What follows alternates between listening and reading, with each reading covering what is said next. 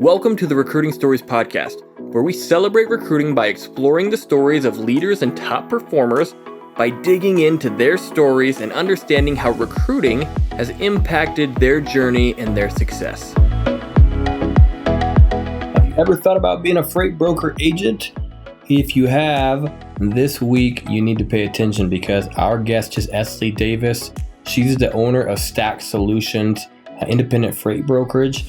And she came from working for a big major carrier and decided that she was going to start her own brokerage, and it's done so successfully for several years now. We talk about the highs and lows of entrepreneurship, despite her being a mother and a wife and everything else she has going on. And we talk about sales, we talk about some tactics, and we talk about her recruiting story and how recruiting helped land her in this opportunity that she loved, wouldn't change, and gives her an opportunity to provide for her family and work hard for her clients and live the life that she wants. Definitely pay attention. I think you'll enjoy this one. All right, everybody, welcome to another edition of the Recruiting Stories podcast, powered by Cover 3 Consulting. We have today as our guest, Esslie Davis, owner of STAC Solutions. Esslie, how are you? I'm good. How are you? I'm good. Thanks for being here. Excited to talk with you and hear about your story. Esslie, would you give us just a brief, background, or maybe tell me a little bit about STAC Solutions and kind of what you do today? Yeah, we're a full service freight agency. We operate with Priority One in partnership to do LTL, full truckload, expedited, flatbed, international moves. We really can do it all. Cool. I'm excited to talk with you because I think there's so many people in the transportation industry right now who are either, hey, I'm a broker, or they're focused on full truckload or LTL movement. And maybe I do that in-house. There might be some agents, but I know there's some people who are probably thinking, hey, what would it be like to be an agent? So hopefully you can give them some details on that as well. So I want to talk a little bit about how you got here. You, if I remember right, you were a hard work U student, right? Yes. Tell us a little bit about that. Yeah, I went to College of the Ozarks, and you work there for your tuition. So I'm really grateful for that. I was able to get my degree debt free, which is really amazing. And I'm grateful for my degree. I'm really grateful. I definitely think I needed it to leverage where I'm at now. That's super cool. I've had a chance to talk with and work with and place actually a few College of the Ozarks grads, and they're always really, really impressive. The idea that you can work through college and have your degree paid for is such a cool concept. And I know a lot of people probably wish that they could have done that as well. Tell me, you did that. Do you feel like that helped set you up for your career, or kind of what did you do once you got through college? Yeah, time management was so important. I mean, I worked 40 hours a week and took 21 credit hours. So it was insane. Awesome. But I also grew up on a farm. So work ethic was just kind of ingrained into me. But the time management, especially in logistics, was so critical. So you just have to balance that. You have to balance that schedule. You have to get it all done. I'm really grateful that they integrate that into their degree program so that you're prepared for the real world. Yeah, because you're not shocked by a 40-hour week once you get out, because you're like, hey, I've been there, done that. Plus, right? Right. Yeah. And that's a lot of times when you first graduate college, you're cutting your teeth and you're going to work more than 40 hours if you want to do what you do. 100%. Yeah, I can tell you just kind of from the difference on my end. I remember getting out and, I think I thought I knew how to work hard, but it was so different than what I was used to, because I was like a student athlete. So I knew how to work hard in the gym or watch film or things like that. And I had worked part-time jobs, but being in an office for me, 40 hours a week was an absolute change of pace for me. Yes. What for you, so were you interested in logistics prior? How did you, where'd you start? How did you get into the transportation industry? Yeah. So I remember in high school thinking, it would be really cool to work in logistics, but I didn't really understand what it was. So I kind of started my corporate life, and then I was doing sales jobs and wasn't really happy with any of them. So honestly, I went back to waiting tables for a while, and I just wanted to interview at a lot of places and figure out what my next long-term move was. I stumbled across a job posting on Indeed, and the salary was a lot higher than other sales jobs I'd had. And so I just thought, I got to go get this job. I interviewed with my boss that I had initially, really clicked with him, really felt the vision. There were some objections that I had about research I had done with the carrier. And I thought he did a great job, indicating how they're trying to improve. So I went for it, and so grateful that I got that start in the logistics industry, and arguably one of the most difficult carriers to work with. I became versed very quickly in how to handle problems. Yeah. So you went to work for a carrier, a large national carrier, right? Mm-hmm. Yep. And I really, my boss was honestly a great example of a leader, and he gave me all the tools to succeed and left me alone. And that was amazing. There was nothing going on in that territory, and I built it up very quickly. And it was huge in the area, I thought, from going from nothing. So I was really proud of that, and I felt really supported. So I'm really just grateful for that initial start in the industry. That's awesome. It sounds like obviously it gave you a chance to, when you had a great boss, it sounds like, who trained you, was there for you, and then allowed you to both succeed on your own, but also probably fall a little bit on your own and help you out when you needed. The territory sales, it sounds like, right? And kind of what you were doing. Yeah, I had a pretty big territory. It covered all the way up to almost to Kansas City, and then all the way over to West Plains and down into Arkansas a little bit. So I drove about 1,000 miles a week and went and visited folks. But I think consistency and persistence really moved the needle, because they could all see that I wasn't going away, that I was going to manage the issues, that work ethic was there, didn't let the ball drop whenever things went down. And then, benefit of now being in an agency is that I can do it my way, and I don't have to robot the corporate message that maybe as a person I don't agree with. Yeah. So let's talk a little bit about that, right? The transition from going from a big carrier, right, to working on your own. And so on my end, I work with a bunch of different companies across the country. And it's funny, I hear people sometimes will be like, man, it would be the dream to work for a big carrier. And then other times I hear people say, hey, it would be a dream to work on my own. It's I see the different sides, and everybody obviously fits a little bit different. For you, having worked for a corporate job, at what point did you think, hey, I might want to do this on my own? And maybe why? And how did you, how did you find your way into, being an independent agent? How did that work? Well, on my fourth boss, I just, honestly, the anxiety of trying to figure out a new boss when my process hadn't changed and I was still showing up the same got really frustrating. And I was approached by some recruiters saying, hey, you could do an agency, but it was 100% commission. And so there was a lot that needed to line up with that. I had a baby, I had my daughter, and I could not stand being away from her. And my last boss was just a little bit more micromanaging than the others had been. And it just was becoming pretty toxic. So I just sought out those recruiters and said, how does this work? I started asking my customers a lot of questions for modes that I didn't work in. And honestly, I prepared for it for at least a year.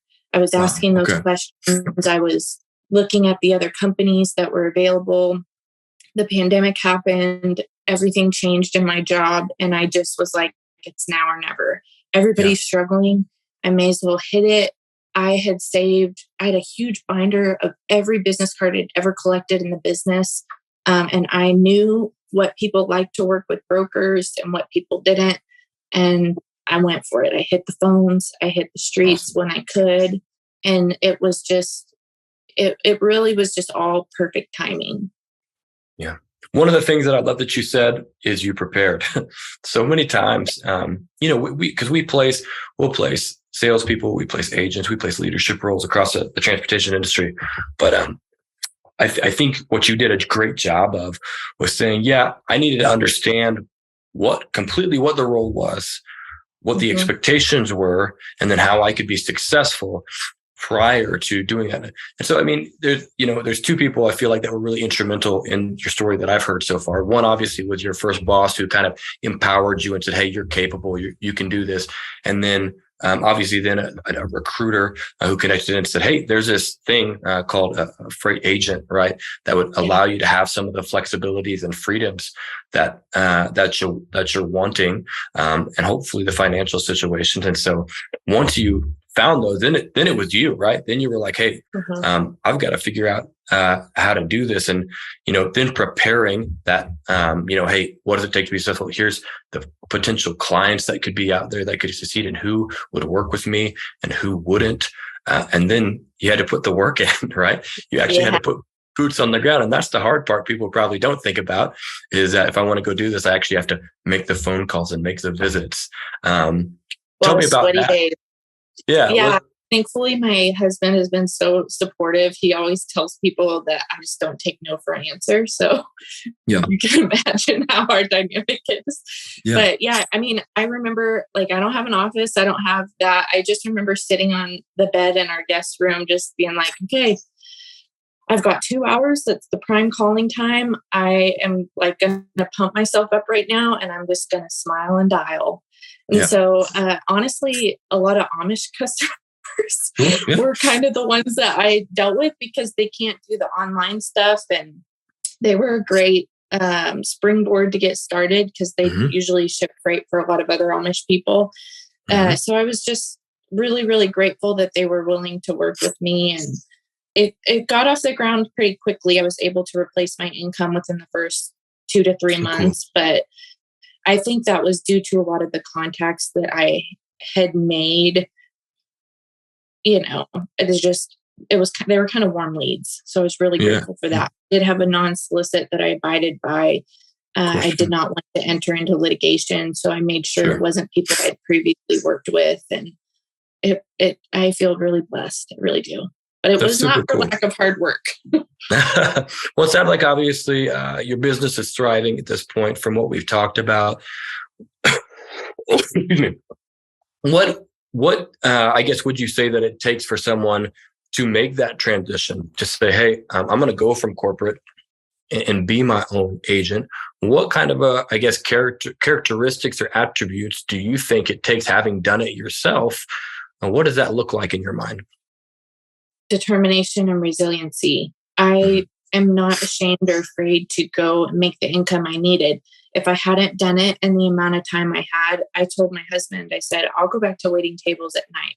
I don't care. Yeah. We will make ends meet until this gets where it needs to be. And he was the same way. He's also an entrepreneur. So we were both just doing as much as we could to make it happen. And honestly, he believed in me. So I had great support, and I believed in me too, because I've done sales for a lot of different companies. And I know that I have a gift of connecting with people. So I just kind of wanted to expand upon that and be able to do it my way. And I'm grateful to say that in 3 years now of being an agent, I've not lost any customers. They've all stuck with me. That's super cool. And I love the point too. I mean, obviously you gotta be determined and you gotta get out, but having a spouse or significant other who believes in you is to me wildly important. I know for my wife and I, when I started Cover 3, there was one was she told me she believed in me, but two, she showed me she believed in me too, on a pretty consistent basis. And on the days when I was like, this is nuts, what am I doing?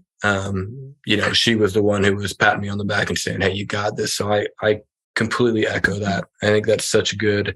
If I didn't be on the same page too, I'm sure you guys probably sat down and said, okay, here's the game plan, right? Here's what I'm doing. I know for us, that was really helpful just to say, I sat down and told my wife, I was like, here's exactly how we make money. Here's the types of clients I'm going for. Letting her into that as much as she wanted to be allowed her to have the confidence that, hey, I know you can do it. So I don't know. Mine was probably not as glamorous. I literally had a vision board that said freight agent on it. And I wasn't planning on doing it until later on in the year. But when 2020 happened, I just told Nathan, I was like, go for it. I was like, I think now is the time. I know I can do it. And he was just like, yeah, you're good. Yeah, let's go. I believe you. So I'm just really grateful. That's super cool. Well, okay. So tell me about your business now. I mean, I know a little bit about, Priority One, and obviously is it all, full truckload and LTL business? Tell me a little bit about how you've grown as much as you want to there, and maybe who you look for clients in case, anybody's listening who'd like to get in touch with you about it. Yeah, I am heavy in LTL, having so much experience in it. I think at this point, I'm probably 65% LTL still. Maybe it's more like half now. Another niche that I've really gotten into is the expedited. So sprinter van loads. If you've got production lines down, if you've got something that needs to get there right away, we have amazing resources for that. We have GPS tracking on all of those loads. And that is become a pretty good niche for us. Also now getting pretty heavy into the truckload. We've onboarded some bigger truckload clients that are moving all across the country. So we're expanding our network of good quality carriers that way. I have recently hired on my ops lady full-time. She'll be coming on in early May full-time, but she's working closely with me now. And congrats. We're both cut from the same cloth. So we are on top of everything. I think something I pride myself the most is being prompt. We respond very quickly and we know the timetables. Like we know when the line hauls are moving. We know when we need to make things happen, which I think is really important to a lot of shippers out there. I think that's lacking with a lot of other providers. Yeah. Do you feel like that something like that, just the way you operate and maybe your operational excellence, having worked for a carrier, you feel like that's one of your differentiators, or how would you differentiate yourself? Yes, I think I worked for a very difficult carrier. I think that problems were pretty regular. And so I think just right away when something pops up, we're pretty proactive and preventative of issues. We know the lingo that we need to use. We know how to contact the carriers directly. And I'm not afraid to hop on the phone and, twist some arms and sweet talk as much as I can to make it happen. I think that's something that definitely sets us apart. But just having the knowledge of how to manage the complicated issues that can come out of logistics is definitely a strong point. Yeah, that's a common theme I see in all the people that I've placed over the years, just in logistics in general, is like being proactive. And I know that's like a buzzword, but at the end of the day, it's, hey, if something goes wrong, I'm picking up the phone and I'm calling somebody and I'm going to figure out what's going wrong and seeing how I can help. And the problem is, I feel like for so many people, it's uncomfortable, right? Like sometimes I know I'm getting lied to. Sometimes, somebody goes dark on me, whatever, right? There's so many situations. I struck a chord there, I could tell. But I will slice them, I will get a hold of somebody. Yeah, right. That's why I love that Priority One has a great reporting tool. We have reports that are emailed to us every day for things that didn't pick up. And we're hopping on the phone with dispatch and sniffing out those lies, because good, bad, right, or wrong, which is something that my boss taught me, my first boss, things happen and we just need to deal with it. We need to have all the documentation to dispute it, and we go after it. Yep. So it's definitely important to gather information and not just assume that the problem's going to work itself out. So I love that we have those reporting tools available to us, so we stay on top of everything. Nothing slips through our fingers. Yeah, that's funny. My friend Sean Richardson, he's been on the podcast before, but he would always open training when he would train new brokers with this is a lying industry, whether you like it or not. This is a lying industry. The sooner that we know that, the sooner we can help more people. So and that's why I was glad to be an agent, because I don't lie. I don't have a lying bone in my body. Mm-hmm. So nothing aggravates me more than a liar. And I will quickly get to the bottom of that and squash it, because don't have a tolerance for that. So I've definitely called carriers out many times, and I'm not afraid to do it because we all need to be, and I tell the carriers all the time, it does not matter to me what the answer is. It's my responsibility to relay it to the customer. Just tell me what's going on. Right. If your driver called in sick, absolutely. If he shot somebody on the dock, just whatever it is, let me know. Right. And Right. I'm not going to get mad at you if you tell me the truth. Yep. Absolutely. Absolutely. And, that's the thing is honesty and integrity is in short supply. So the more of that you can have, you will differentiate yourself because you're building trust, right? And if you can build trust, you're going to build more clients for life. And I always tell people the best way to build a business is to do a really great job with integrity for one client. And guess what? They're going to tell someone else, and they're going to tell someone else, and they're going to tell someone else. So, and I think providing a fair rate and not raking folks over the coals is another solution because everybody shops around. There's so much competition. If they do a rate bid with somebody else and find out you've been raking them over the coals, you're never going to get that customer back. They're going to be angry. They're going to feel betrayed. They're going to be disappointed, and they're going to be gone. Yeah. So I have kept my margins pretty low, and I've retained everyone. We don't do increases. We opt out of those. We just want to be fair because I think shipping is really expensive. I think we can make decent money and do a good job. And that's what I try to do. I've always stood by that. Yeah. Yeah. It's not somebody else's problem if I have overhead or whatnot. Like I need to do more sales and get more customers if I have more things that I need to pay for is kind of how I view it. Yeah, a common sentiment I hear from brokers when I talk to people is just like, "Hey, it's only about price, right? That people only care about price when it comes to freight brokerage." Do you agree with that, or do you think hey, it's broader? Or tell me a little bit about your thoughts. Well, I did work for a low cost provider, so a lot of the people that I knew were looking for that. But I think they're looking for that because they're a small business. And I get it. I'm also a small business. Everybody wants a good rate. I think there's a way to have a good rate and eat your cake too and not be greedy about it. Yeah. I haven't run across too many that I'm necessarily more, but maybe some. And they work with me because I'm prompt, available, and I handle problems. That's so valuable. And honestly, starting, I don't know, probably within the last 6 months, I don't have to make a lot of sales calls. I get so many referrals and I get so many people reaching out to me, which I'm incredibly grateful because I've put in a lot of work to get there. Yeah. People just know what I stand for and that I'm going to do a good job for them. And it kind of falls into my lap, which I'm so grateful for. Well, and then that's the thing, right? I haven't talked with younger brokers or people who are new to maybe either just being a freight broker or even being an agent. Like that's the thing I've tried to relate to people is like, once you get a consistent book of business, right? If you're doing a good job for those and you have integrity and you're handling problems, you're operating well, it's not to say that you'll never have to make a sales call again. But like you said, you get to a place where, you have good customers who are going to say, "Hey, I've got a friend over here," right? Or you should talk to my buddy over here. And suddenly, man, I don't want to say the business builds itself, but it's easier to build a business or even lose a customer because of that.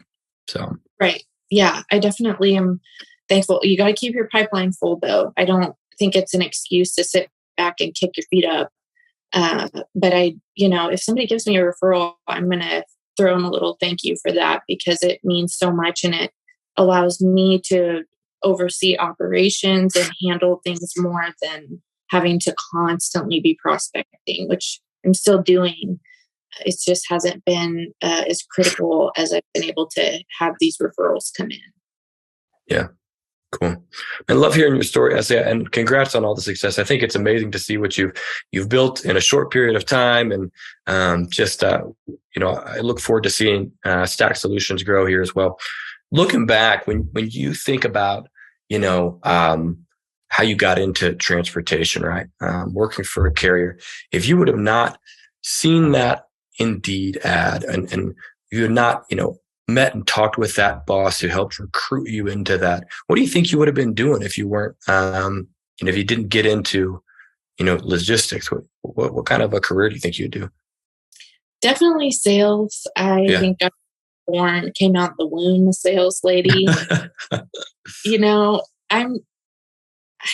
Probably just something in sales. I don't think that I would be as fulfilled. And honestly, in college, my major was marketing, and I thought, I want to be a leader over a marketing team. Okay. And it's just so cool how it turned out so differently. Like now I'm a leader of an operations team, soon to be a sales team. And that's what I wanted to do. So I feel like it all worked out, but I would probably just be doing sales. And if I was still in corporate, I would have 10 times more anxiety. Right. Yeah. Yeah.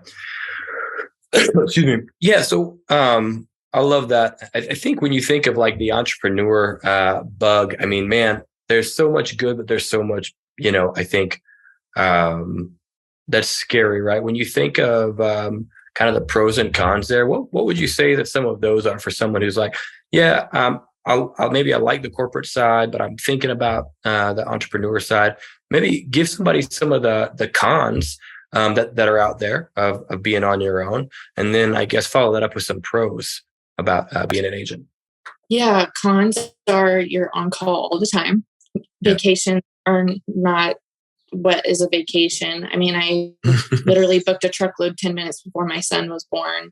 I've been on the beach with my iPad working many times, like, don't let it get wet, so you don't, that just doesn't happen. You can hire somebody ideally. And I am grateful for Wendy to help me with that now. So it makes it a little bit better. I get some unplugged time.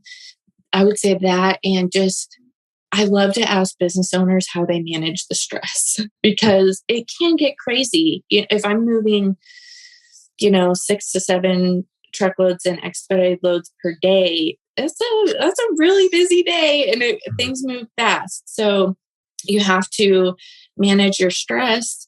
Let's see. Another con I would say would just be when you get to hiring people, it's like, you don't want to mess that up.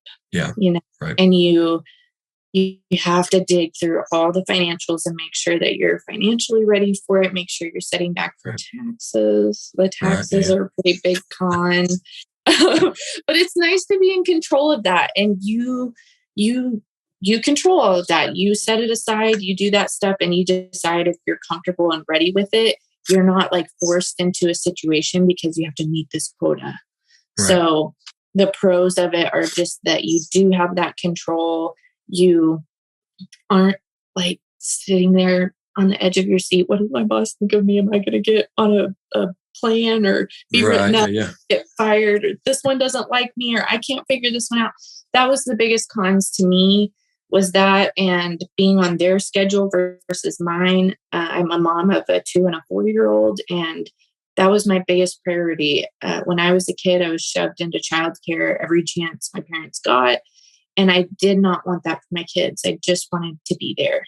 And sure, there are plenty of times I run into my closet or the garage so that there's not screaming, but in the background, but I am there. And that was what was really important to me, was to have that family balance.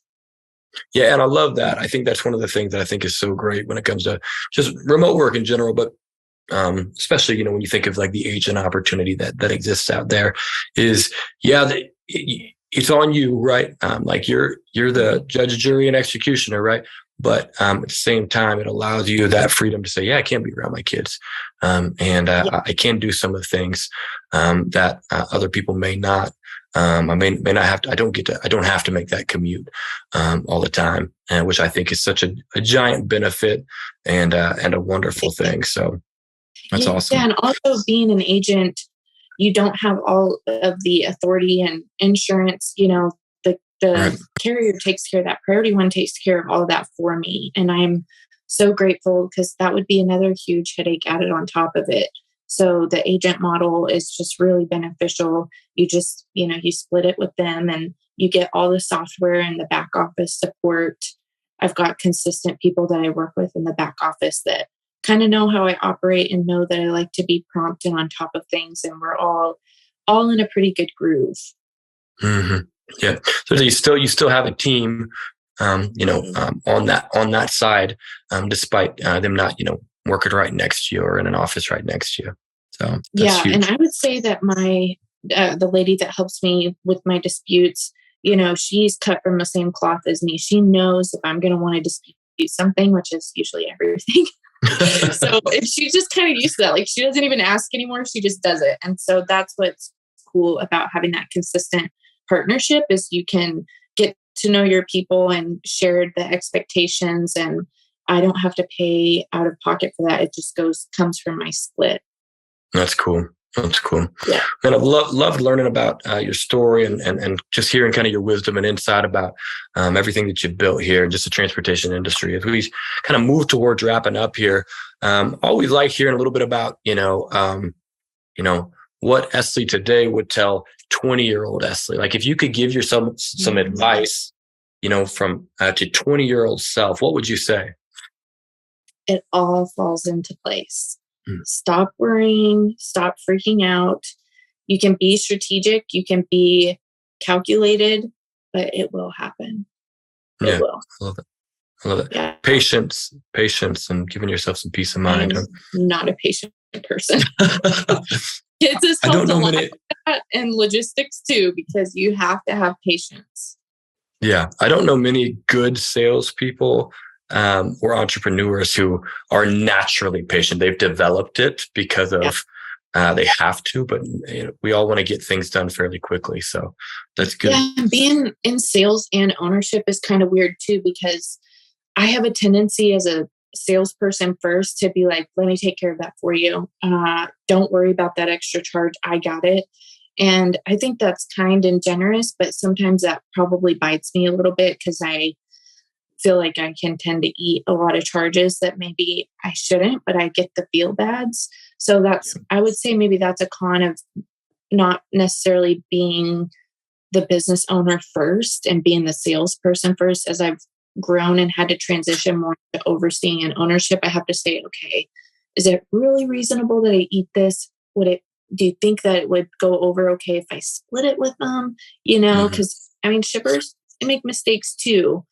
And sometimes it's really a bummer and it's more than they were expecting. So I'm happy to help, but I do have to step into that role of, okay, I do have overhead now. I do have things I have to pay for. What's reasonable and fair, and, continues the vision that I want to have for STAC.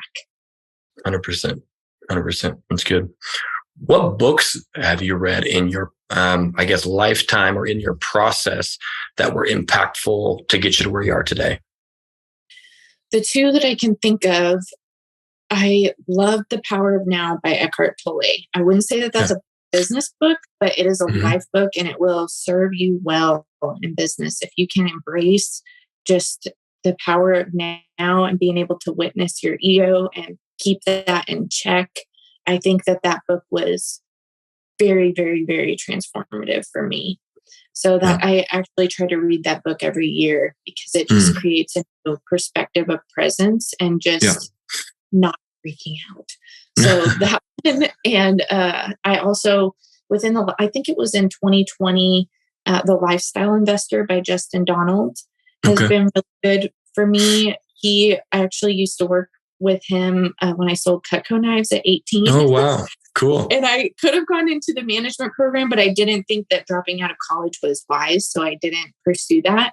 But I followed Justin's journey throughout his professional career. And he is just a stand-up guy. And his wisdom has been just incredible in helping me make good investment decisions and just be an entrepreneur. That's kind of his MO. So I would say those two.